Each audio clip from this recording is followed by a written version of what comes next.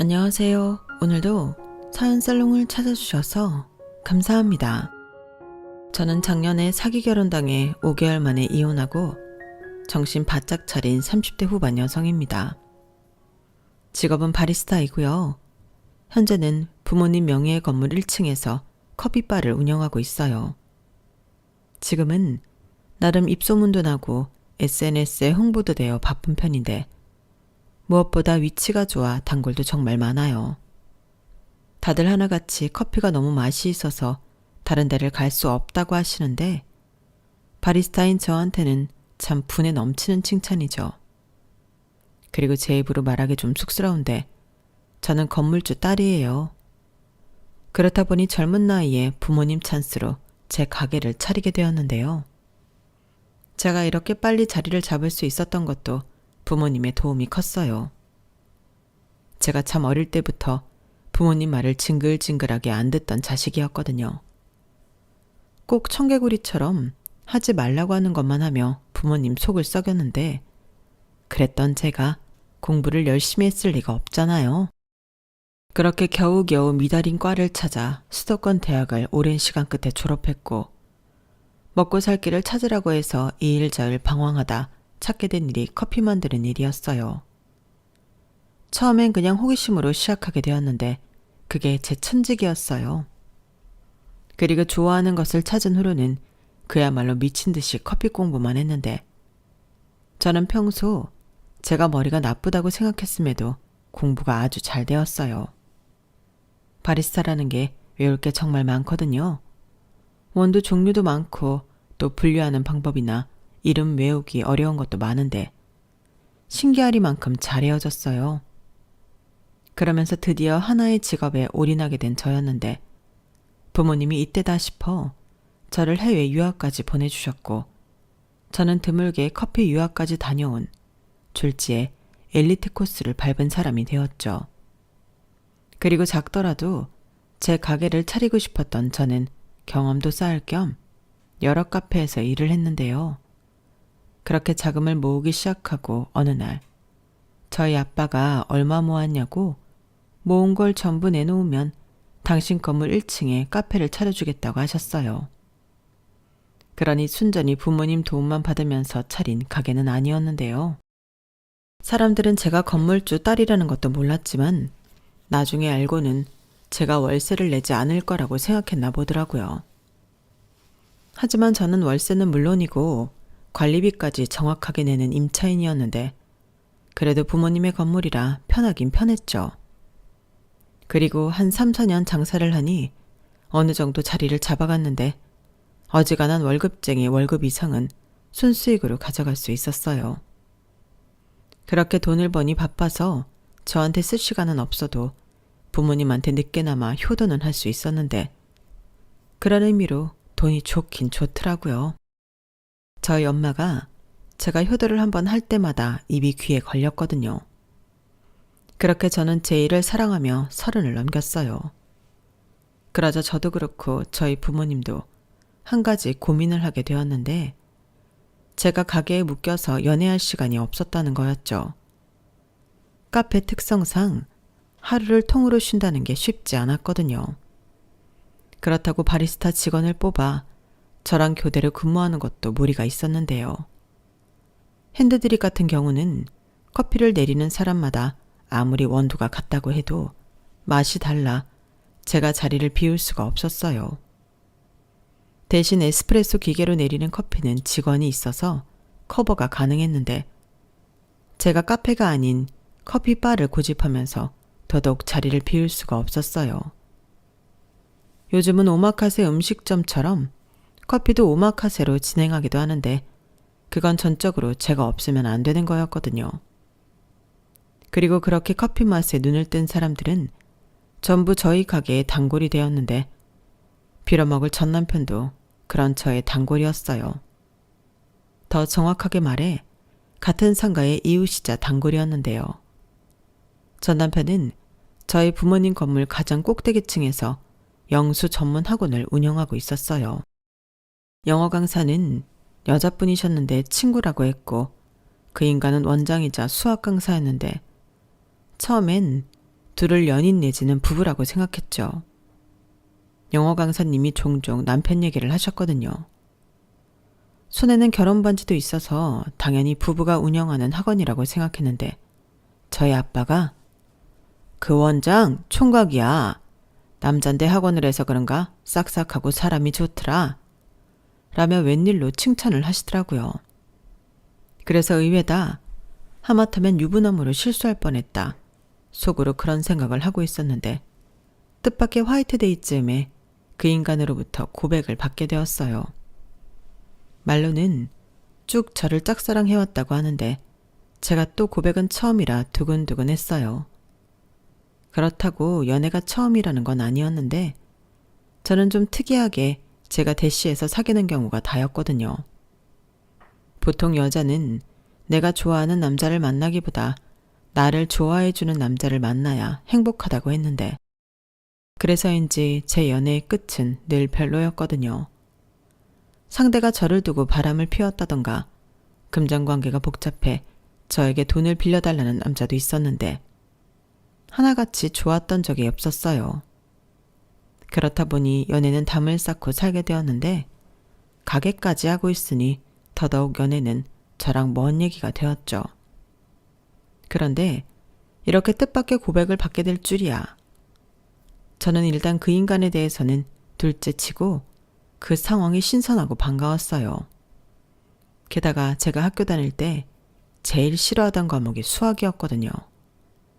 창피한 이야기지만 중학교 때는 20점을 받을 때도 있었는데 저는 세상에서 가장 신기한 사람이 수학을 좋아하는 사람이었어요.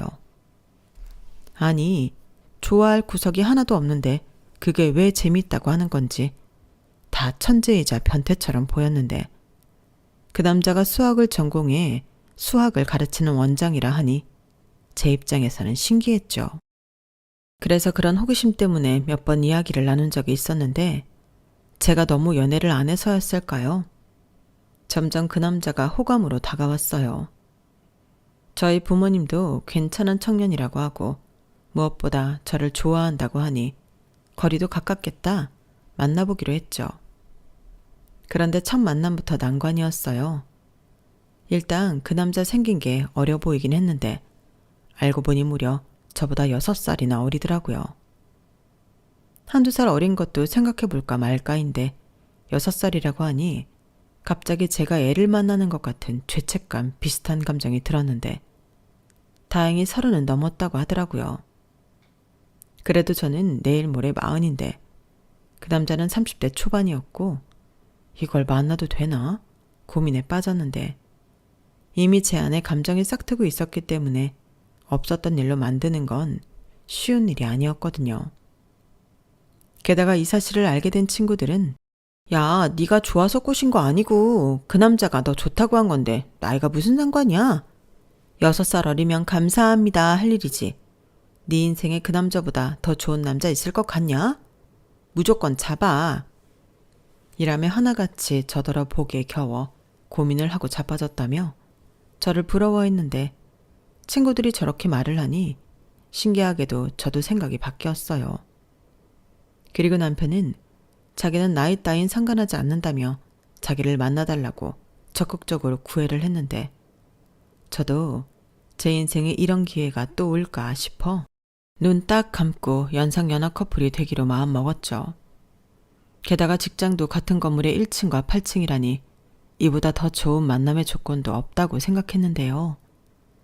지금 생각해도 그때가 멋모르고 가장 행복했을 때였네요. 연애도 이렇게 재미있을 수 있구나. 처음으로 연애다운 연애를 하는 느낌이 들었거든요. 그렇게 1년에서 2년으로 연애 기간이 넘어갔는데 제 나이도 있고 남편이 먼저 결혼 이야기를 꺼냈어요.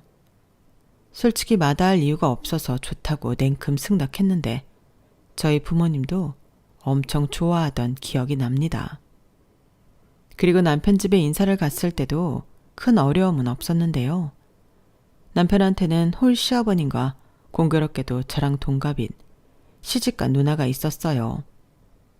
그리고 남편은 시아버님과 둘이 살고 있었는데 그래서인지 살림도 엄청 잘하더라고요. 사실 저는 청소, 정리 뭐 그런 거는 영 소질이 없는 사람이었는데 엄마 없이 자란 남편이 짠하면서도 남편은 그야말로 운명 같은 사람이라는 생각이 들었어요. 신이 있다면 저를 위해 맞춤형 남편감을 보내주셨다고 생각할 정도로 저는 남편에게서 저에게 없는 장점을 많이 발견했는데 그래서 더 남편을 좋아하는 마음이 컸어요. 그러니 결혼하고 싶은 마음이 더 컸는데 이렇게 꼴랑 5개월 살고 이혼할 줄 알았다면 애당초 만나지도 말 것을. 저는 제 미래도 모른 채 평생 이 남자랑 행복할 줄 알고 결혼식 첫날 혼인신고까지 해버렸죠. 저는 그게 제 발목을 잡는 일인 줄 몰랐어요. 그런데 결혼식을 올리고 신혼여행까지 잘 다녀온 뒤 곧이어 제 결혼 생활에는 이상 신호가 잡히기 시작했어요. 결혼하고 2달이 되었을 때였는데 저희 친정아빠가 그러시는 거예요. 왜 양서방은 지난달도 그렇고 이번 달도 월세랑 관리비를 아직 안 내니? 무슨 일 있어? 라고 하시는데 저는 솔직히 깜짝 놀랐어요. 남편한테 학원이 힘들다든가 무슨 일이 있다는 말을 전혀 들은 게 없었거든요. 그래서 제가 확인해 보겠다고 말씀드렸고 곧장 남편 학원에 올라가 남편한테 월세와 관리비 이야기를 했는데 남편은 깜짝 놀라며 저에게 말했어요. 저는 하도 깜짝 놀라길래 월세 내는 걸 깜빡해서 그러나 했더니 남편은 전혀 다른 의미로 놀란 거였어요. 뭐? 장인어른 건물인데 내가 월세랑 관리비를 내야 해? 나는 사위잖아. 라며 황당하다는 듯 말을 하는데 저야말로 남편의 말에 황당 그 자체였죠. 친딸인 저도 월세랑 관리비며 다 내고 있는데 사위가 뭐라고 그런 특혜를 준답니까? 그리고 그런 건 자기도 확인을 해봐야 하는 거 아닌가요? 그래서 제가 딸인 나도 내는 돈을 무슨 사위라고 봐주겠냐. 제가 약간 화를 내며 말을 했는데 남편은 몰랐다며 딱 잡아뗐어요. 뭐? 자기도 월세를 낸다고? 관리비도 다 내고? 야, 장인어른 진짜 너무하시다. 아주 떼돈을 보시라고 하나 보네. 자식들 돈까지 탐을 내셔야 해? 탐? 그게 왜 탐이야? 당연히 받아야 하는 돈인데. 막말로 자기 아니고 남한테 주면 당연히 받을 월세를 뭐하러 사위한테 주고 그걸 안 받겠어? 그리고 자기가 잘 모르나 본데 우리 아빠도 이게 직업이야. 건물주도 직업이라고. 엄마가 괜히 여기 와서 건물 관리하고 신경 쓰는 줄 알아? 그게 업이니까 그러는 거지. 나야말로 정말 깜짝 놀랐다. 어떻게 확인도 안 해보고 당연히 사위니까 월세를 안 내도 된다고 생각할 수가 있어? 그야 상식적으로 생각하면 그렇겠다 싶었지. 그리고 나는 자기 월세 안 내는 줄 알았으니까. 아마 여기 상가 사람들 다 그렇게 생각할걸? 그러니까 왜 확인도 안 하고 그런 생각을 하냐고. 아무튼 밀린 월세랑 관리비 당장 내. 이 건물 월세가 우리 부모님 생활비고 노후 자금이야. 알겠어. 그만 쪼아대. 내면 되잖아. 진짜 생각할수록 기분 나쁘네. 뭐라고? 기분 나쁘다고. 뭐하러 그런 얘기를 여기까지 와서 해? 사람 쪽팔리게. 집에서 해도 되잖아. 지금 건물주 딸이라고 나 무시하냐? 다 참. 저는 남편의 태도에 어이가 없다 못해 화가 났어요. 자기가 잘못해놓고 왜 저한테 성질을 부리는 건지 적반하장도 유분수더라고요. 하지만 그렇다고 거기서 부부싸움을 할 수는 없었는데 소문이라는 게 무서웠거든요. 그래서 어금니를 팍 물고 집에서 보자 벼르며 남편의 학원에서 나왔는데 그날 하루 종일 남편 때문에 기분이 나빴어요. 심지어 자기 학원 월세 안 내려고 저랑 결혼한 건 아닐까 이런 생각까지도 들었는데 지금은 그게 사실이었다는 걸 알지만 그때는 노파심에 그런 생각을 했을 뿐 정말 그럴 거라고는 생각하지 않았죠. 그렇게 남편은 밀린 월세를 거의 일주일에 걸쳐 모두 냈다 하더군요. 그렇게 처음 이상 신호가 지나가고 곧장 또 다른 일이 터졌어요. 저희 부모님이 건물 임대료로 생활을 하시기 때문에 바쁘지 않을 때는 종종 여행을 다니시거든요. 두 분 다 워낙에 여행을 좋아하셔서 가까운 곳도 꽤 먼 곳도 두 분이서 다니세요. 그건 상가 사람들도 거의 다 아는 사실인데 그래서 그걸 부러워하는 분들도 계셨고 좋아 보인다고 말씀하시는 분들도 계셨죠. 그리고 남편은 굳이 따지자면 부러워하는 사람 쪽이었는데 자기는 가족들이랑 여행을 다녀본 게 언제였는지 기억도 나지 않는다고 하더라고요. 보통의 가족들은 있는 그런 추억이 없다며 살짝 얼굴이 어두워졌는데 그 모습이 딱해 보였어요. 솔직히 제가 시간을 빼는 게 정말 쉽지가 않은데 그래도 남편을 위해서는 시간을 내고 싶더라고요. 보통 학원들도 아이들 방학에 맞춰서 짧게는 3일, 길게는 주말 껴서 일주일은 쉬는데 그 즈음을 이용해서 시아버님을 모시고 가까운 제주도라도 다녀오면 좋겠다고 생각했어요.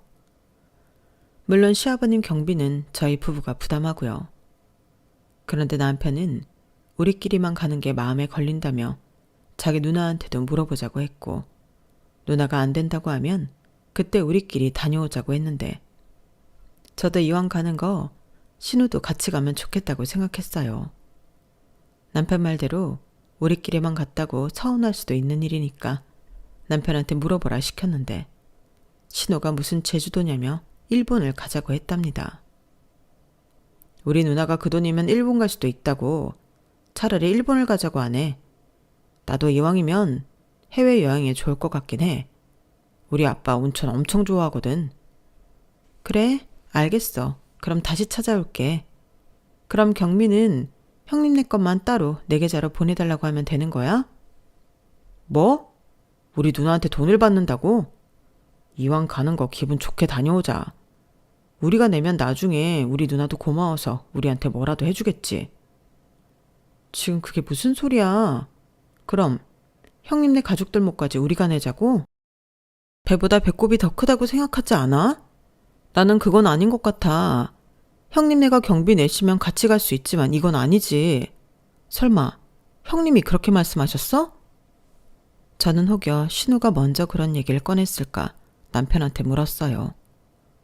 하지만 남편은 기분 나쁘다는 듯 입을 꾹 닫았고 이렇게 기분 나쁠 거 차라리 가지 말자고 삐졌는데 저도 짜증나서 그러자고 없던 일을 하겠다고 했어요.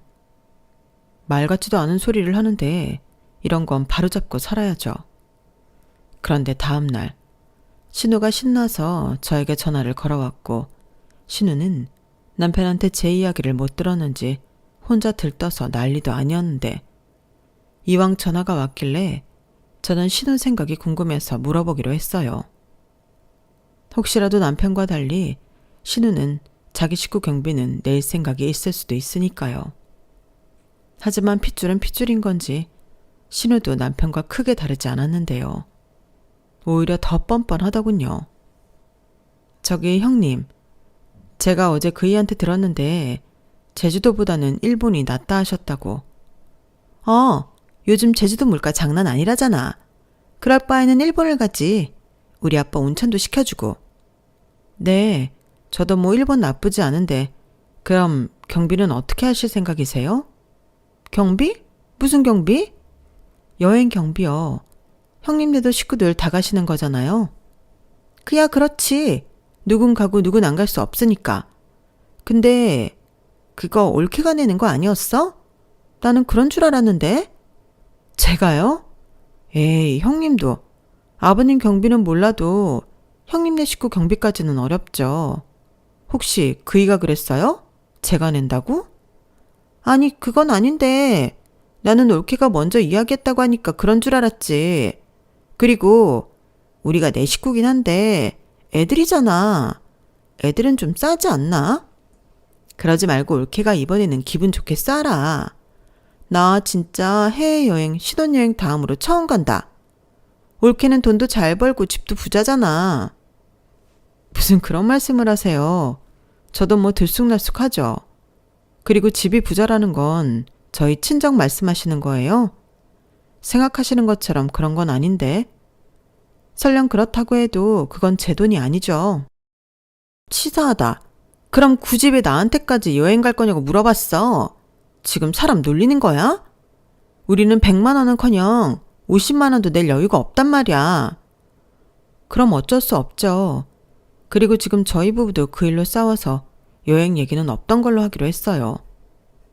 저는 좋은 마음으로 제안한 건데 일이 이렇게 될 줄 몰랐네요. 죄송해요. 뭐야, 지금 그러니까 이렇게 사람 기분 들쑤셔놓고 없던 일로 하겠다고? 이야, 올케 네가 정말 우리를 먹같이 생각하는 거구나. 지금 나랑 장난해? 왜 저한테 그러세요? 그럼 제가 비용 다 내고 가는 건 식구들 위하는 거고 형님네 비용은 각자 부담하라고 하면 먹같이 생각하는 거예요? 이건 아니죠. 저한테 돈 맡겨놓으신 것도 아닌데. 정말 치사하다. 더럽고 치사해서 안 가. 됐냐? 신우는 저렇게 말하고 여기에 쓰진 못했지만 욕까지 하며 전화를 끊었어요.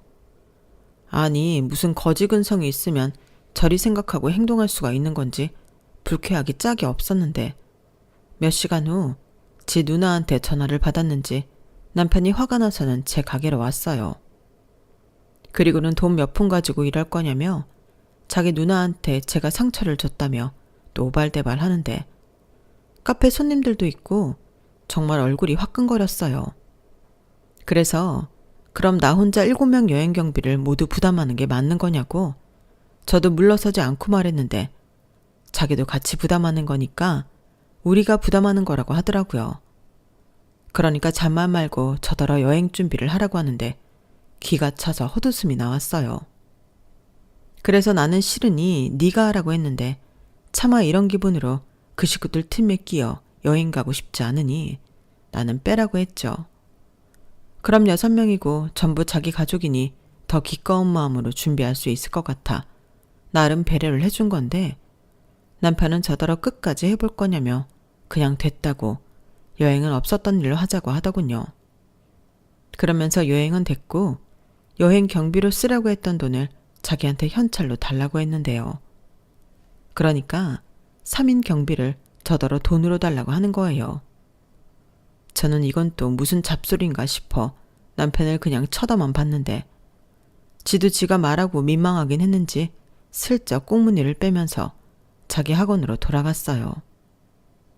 보는 눈이 많고 사람들이 다 듣고 있으니 자기도 이건 아니다 싶었겠죠. 그 뒤 저는 남편한테 말도 하지 않고 상종도 하지 않았어요. 그리고 무슨 미련인지 신우가 계속 전화를 했는데 일부러 받지 않았죠. 솔직히 받을 이유가 저에겐 하나도 없었거든요. 저는 신우한테 사과를 받기 전에는 다시 상종할 마음이 없었는데 그건 비단 여행 때문이 아니었어요. 평소 신우는 저랑 동갑인데도 참 염치가 없었거든요. 제 손윗사람이라고 저한테 함부로 하려고 하고 식구들끼리 외식이라도 하면 계산하지 않으려고 이리 빼고 저리 빼며 은근 저한테 계산서를 넘겼는데 남편은 자기 누나가 형편이 안 좋아서 그런다고 하지만 제일 비싼 걸 찾는 사람이 신우라 더 얄미웠어요. 그러니까 자기는 돈이 없어도 남의 돈으로 좋은 거 먹겠다는 심보잖아요. 그리고 그걸 남편은 안쓰럽게 생각하고 저더러 호의를 베풀려고 하는데 지가 뭔데 저한테 그걸 하라 마라 하는 건지 원래 이런 남자를 내가 좋다고 결혼까지 한 건가. 그때부터 제 마음이 심란하기 시작했죠. 결혼하니까 순전히 지 식구만 챙기려 하는 못된 놈이더라고요. 결혼 전에는 그렇게 저랑 저희 부모님한테 잘 보이려 몸에 좋은 거라고 선물 공세도 하고 자처해서 아부도 떨더니 결혼하고 사이가 된 후부터는 지가 뭐라도 된 듯 상가 사람들한테도 살짝 으스대기도 했어요. 저나 저희 부모님이나 그런 인간 분유를 딱 싫어하는데 제가 선택해서 결혼까지 한 남자가 저러고 있으니 이걸 어떻게 해야 할까 고민이 많았어요. 심지어 이젠 저한테까지 자기 가족들에게 잘 보이고 돈 쓰며 호의를 베풀라고 시키니 한 번쯤은 뒤집어 엎더라도 남편과 단판을 지어야겠다고 생각했어요. 그런데 이게 참 쉽지가 않았는데 여행은 결국 그렇게 물거품이 되었고 그 이후의 사건으로 저는 이혼을 결심하게 되었어요. 그때는 웬일로 시아버님이 당신이 사겠다며 외식을 하자고 연락을 주셨는데 아마 저는 말하지 않았지만 남편한테든 신우한테든 여행 이야기를 들으셨을 수도 있겠다 생각하고 있었거든요. 그래서 민망해서 저도 연락을 잘 드리지 못했는데 시아버님이 저리 먼저 연락을 주시니 저도 살짝 긴장하긴 했어요. 하지만 따지고 보면 제 잘못이 아니었기 때문에 시아버님 말씀에 알겠다고 했고 그날 당일 알려주신 식당으로 갔는데요. 거기엔 형님네 부부도 와 계셨어요. 아이들은 근처 친한 집에 맡기고 왔다고 했는데 딱 보니 시아버님이 저랑 형님을 화해시키려고 자리를 만든 것 같더라고요. 솔직히 마주하고 싶지 않은 사람이라 달갑지는 않았는데 시아버님이 애써 만든 자리를 망칠 수는 없어 저는 조용히 최대한 신우랑 거리를 두고 앉았어요.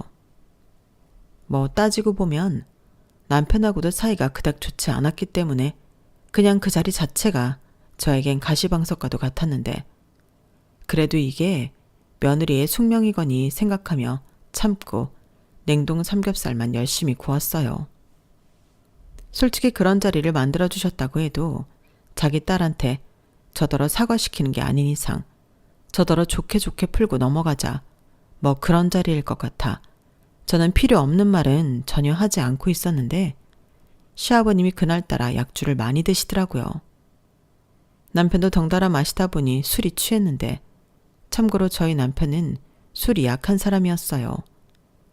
그래서 한두 잔만 마셔도 얼굴이 벌개지고 반변 정도 마시면 사경을 헤매며 자는데 그런 사람이다 보니 금방 취해서 제 옆에서 졸기 시작하더라고요. 그에 반면 신우는 술이 센 편이라 시아버님이랑 주거니 받거니 하는데 저는 남편도 취해서 잠이 들고 자리가 불편도 하니 이만 가겠다고 최대한 분위기를 망치지 않으며 말씀드렸어요.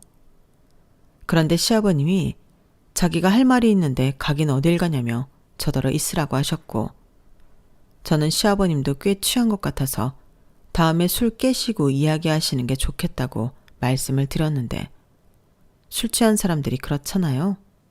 자기는 안 취했다고요. 그러면서 본격적으로 이야기를 하시기 시작했는데 도무지 무슨 말씀을 하시고 싶은 건지 모를 정도로 우왕좌왕 하셨어요. 그렇게 아무 말 대잔치가 벌어졌고 저는 듣는 둥 마는 둥 어서 빨리 지치시길 기다리고 있는데 그러다 이야기가 전혀 엉뚱한 쪽으로 흘러가기 시작했어요. 갑자기 여행 이야기를 꺼내시면서 저한테 실망했고 하시는데 결국엔 그 얘기를 하려고 저를 불렀구나 하는 생각이 들더라고요. 그래서 이 얘기를 또 해야 하나 속이 답답해졌는데 시아버님의 말씀은 거기서 끝나지 않으셨어요. 너는 말이야. 친정도 잘 살고 돈도 잘 번다면서 어떻게 애가 너만 생각하냐? 너만 잘 먹고 잘 살면 그만이야. 너는 부모 잘 만나서 건물주 딸이고 우리 애들은 부모 잘못 만나서 이러고 사는데 내가 참 자존심이 상해서 죽을 것 같다. 듣자 하니 니네 부모님은 그 상가 건물만 있는 것도 아니라지? 오피스텔인지 뭔지도 하나 있고 아파트도 하나 있다며. 그거 남들한테 세 주고 아주 앉은 자리에서 돈을 긁어 모으니 얼마나 좋아. 그렇게 돈도 많은 사람이 사돈인 나한테 어쩜 그러실 수가 있지? 나도 아파트에 살아보고 싶은데 나 월세 사는 거 모르시니? 이런 말씀까지 하시는데 저건 또 무슨 헛소리인가 인상이 팍 구겨지더라고요. 그러자 이때다 싶었는지 신우가 아빠 옳게 좀 봐. 제 인상 썼어. 우리를 아주 개무시한다니까? 나는 건물주 딸이라고 해서 통도 크고 돈도 팍팍 쓸 줄 알았는데 우리가 속았어. 라고 하는데 하마터면 앞에 있는 컵을 신우 면상에 던질 뻔했어요. 아마 시아버님이 계시지 않았다면 이미 벌써 제 손에 그 스테인리스 컵이 들려있을지도 모를 일이었는데 시아버님의 말씀은 결국엔 저희 친정엄마 명의의 아파트에서 공짜로 살고 싶다는 이야기더라고요. 세상에 어쩌면 이렇게들 식구들이 똑같을 수가 있을까. 속은 건 그들이 아니라 저였는데요. 신우 말을 듣고 저는 확신했어요.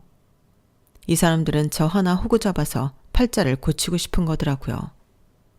그리고 남편 역시 똑같은 사람이었는데 그러니 결혼하자마자 확인도 않고 자기 학원 월세도 안 냈던 거고요.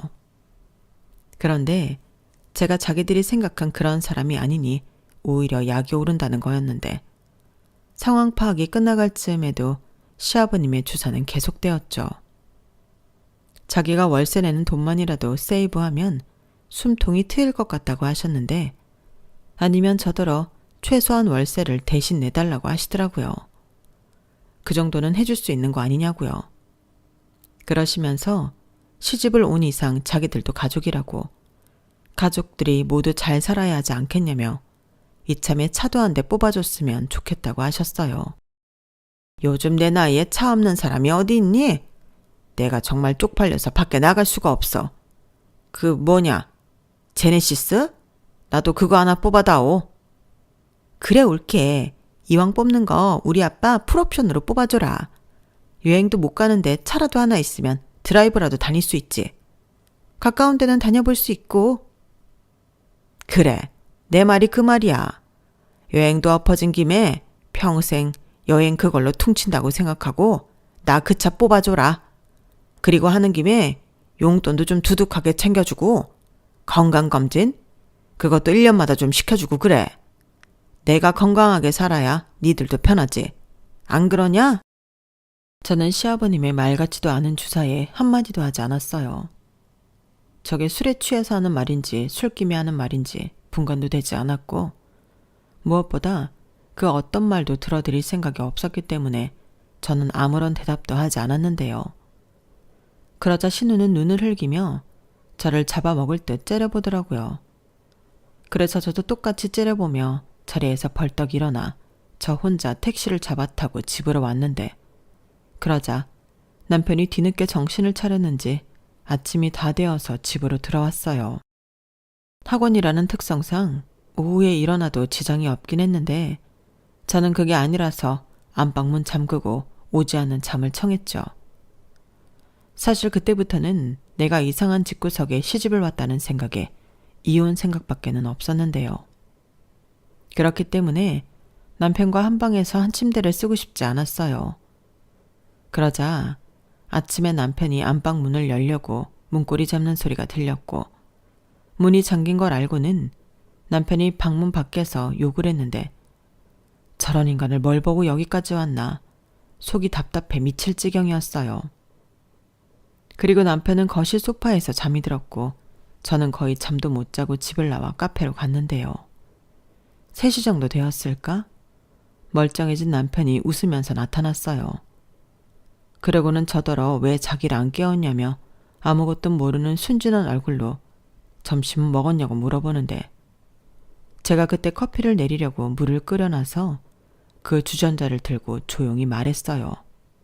꺼지라고요. 그러자 남편이 조금 당황한 얼굴이 되었는데 몇 분 있다 문자가 오더라고요. 자기는 어제 취해서 아무것도 모르는데 무슨 일이 있었냐고. 그런데 무슨 일이 있었다고 해도 술자리에서 벌어진 일이니 잊으라고 했는데 저는 절대 못 잊는다고 답장했어요. 그리고는 다음 연락은 없었는데 퇴근하고 집에 가니 남편이 먼저 집에 와 있더라고요. 뭐 평소에도 제가 더 늦게 끝나기 때문에 남편이 먼저 집에 가 있는데 그날은 야식까지 준비해놓고 저를 기다리고 있었어요. 당연히 그걸 보고 좋아할 제가 아닌데 자기 혼자 실실 쪼개며 제 눈치를 보더라고요. 그리고는 자기도 누나한테 들었다며 자기 아빠가 요즘 힘들어서 그런다며 저더러 이해해달라고 했는데요. 저는 그럴 수 없다고 했습니다. 설령 그게 술김에 한 주사라도 넘어갈 수 없다고 했는데 남편이 갑자기 180도 바뀐 태도로 안 넘어가면 어쩔 거냐고 화를 냈어요. 그리고는 자기 아빠가 오죽 힘들면 그런 자리를 만들어 말을 했겠냐고 저더러 인정머리가 없다고 비난하기 시작했는데 저는 예의도 없고 싸가지도 없답니다. 돈도 그렇게 버는데 자기 가족들한테 좀 쓰면 어떠냐고요. 그리고 자기 학원 월세도 제가 나서서 저희 부모님에게 안 주고 안 받는 걸로 할 수 있는 거 아니냐고. 자기는 그런 게 다 서운하다고 했는데 급기야 나의 어린 신랑 얻었으면 그 정도는 해야지. 아마 우리 아빠도 그런 생각을 했었을 거야. 나이 많은 며느리 보고 싶은 사람이 세상 천지 어딨어? 라고 했는데 충격 그 자체였어요. 그런 생각을 갖고 있을 줄은 정말 몰랐거든요. 그러면서 저랑 결혼하게 된 진짜 속마음을 이야기했는데 그때는 너무 화가 나서 그냥 집을 뒤집어 엎어버렸어요. 그 정도로 그 말이 너무 화가 났거든요. 이 남자가 뭐라고 한 줄 아세요? 자기는 제가 돈도 잘 벌고 친정도 잘 사니 자기 집에 효도하려고 심청이 임당수에 빠지는 심정으로 저랑 결혼을 했다고 하더라고요. 자기도 어린 여자가 좋지 나이 많은 여자가 좋겠냐고 저더러 양심이 없다고 했는데 도대체 양심은 누가 없는 거죠? 아니 양심이라기보다 남편을 비롯한 그 식구들 모두 저랑 저희 친정에 빨대를 꽂겠다는 사람들이었으니 이건 제가 속아서 한 결혼인 거죠. 그리고 나중엔 남편이 자기는 저랑 결혼하면 저한테 기대서 남은 인생 편하게 살 줄 알았다며 저를 더 황당하게 만들었어요. 그리고 무엇보다 무섭더라고요. 목적을 갖고 저한테 접근했고 결혼까지 했는데 저 사람이 저한테 어떻게 할지 모르는 거잖아요. 그래서 그날은 그냥 그랬냐? 나는 몰랐다. 이 정도만 이야기하고 조용히 넘어갔는데 다음날 출근했다가 오후에 다시 집으로 돌아왔어요. 제 짐을 챙기려고요. 아침에는 남편이 있으니 최대한 남편 모르게 집을 나가고 싶었는데 그리고 바로 친정에 얘기하고 저는 변호사를 찾아갔어요. 이렇게 이혼 상담을 하는데 변호사님이 합의 이혼은 힘들 것 같다며 그냥 바로 소송을 진행하는 게 나을 것 같다고 하더라고요. 그래서 저도 같은 생각이라며 남편이랑 남편 가족이 너무 무섭다고 솔직히 얘기를 했는데 아니나 다를까 제가 짐을 가지고 나간 걸 알자 남편이 미친 인간처럼 날뛰기 시작했어요. 이혼이라도 하자는 거냐며 친정에 쳐들어와 고래고래 소리를 질렀는데 저희 아빠가 나가서 똑같이 큰 소리치며 혼을 내는데도 꼼짝을 하지 않더라고요. 결국엔 경찰을 불러 일단락이 되었는데 다음날 남편이 저를 찾아와 비아냥거리며 말했어요. 이혼하고 싶으면 제 재산의 절반을 달라고 했는데요. 무슨 개소리냐고 제가 맞받아치자 원래 부부 사이의 재산은 공동재산이라며 그렇게 하는 거라고 저에게 친절하게 알려주더라고요. 그래서 그러냐고 제대로 알아본 거 맞는지 한번 확인해 보라고 했는데 남편은 자기 말이 무조건 다 맞다고 우겼어요. 그래서 그럼 네 말이 맞으니 너도 법으로 하라고 제가 이혼 소송 준비하고 있다는 사실을 알려줬는데요. 순간 남편의 얼굴 색이 싹 변했어요. 그러고는 나의 어린 남자 꼬셔 결혼해놓고 단물만 빨아먹고 버렸다며 저를 음해하기 시작하는데 정말 미치고 환장하겠더라고요. 그래서 저도 이판사판이라 어디서 어린 놈이 그딴 못된 것만 배웠냐고 인생 그따위로 살지 말라고 평생 해보지도 못한 누나짓을 했는데 남편은 두고 보자며 나갔어요. 그리고는 지도 변호사를 구하러 다닌 것 같았는데 그렇게 소송이 시작되었죠. 하지만 워낙에 결혼 생활도 짧고 남편과 남편 가족들이 저한테 한 짓들이 악질이었기 때문에 소송 자체는 어렵진 않았어요. 하지만 남편의 억지 주장과 거짓말에 제 인내심이 바닥이 났는데 경찰에 신고한 이력과 저희 가게에 찾아와 막말했던 것들이 증거가 되어 소송은 제 승리로 끝이 났어요. 그리고 판사님 앞에서 어찌나 전혀 다른 말을 하는지 정말 저 인간이 무서운 인간이라는 생각밖에 들지 않았는데요. 저를 오랫동안 짝사랑했다는 것도 그냥 오랫동안 타겟으로 노린 것 같더라고요. 그러니까 건물주 딸이라는 걸 안 그때부터 저를 꼬셔서 결혼하고 싶었던 거였어요. 그런데 지 생각처럼 안 되니 나중엔 자기 속을 다 까서 보여준 꼴이 되었고 그 때문에 저랑 이혼하게 되었는데 저희 아빠가 마침 그 학원 계약이 끝났다며 저더러 걱정하지 말라고 하셨어요. 계약은 진작에 끝났는데 보통 자돈 연장하니까 그냥 같은 조건으로 연장해 준 거라고. 하물며 사위 학원인데 당연히 그럴 생각이셨다고 하셨는데요. 이젠 그럴 이유가 없으니 쫓아내겠다고 하셨어요. 그러자 이런 낌새를 알아챈 건지 남편이 잘못했다고 빌기 시작했는데 그때 같이 학원을 하던 영어 강사 친구가 그랬어요. 남편이 원래 목표가 있으면 무서운 인간이라고요. 그리고 어지간해서는 포기할 줄도 모른다며 저더러 잘못 엮인 것 같다고 했는데 자기는 결혼도 그렇게 할 줄은 몰랐다며 이참에 남편과 손절할 생각이라고 하더군요. 친구가 저렇게 말할 정도면 정말 이상하고 무서운 사람이라는 건데 저는 이후로 더 강하게 나가기로 했어요. 원래 그런 사람일수록 자기보다 강한 사람한테는 쪽을 못 쓴다는 그 진리를 믿어볼 생각이었죠.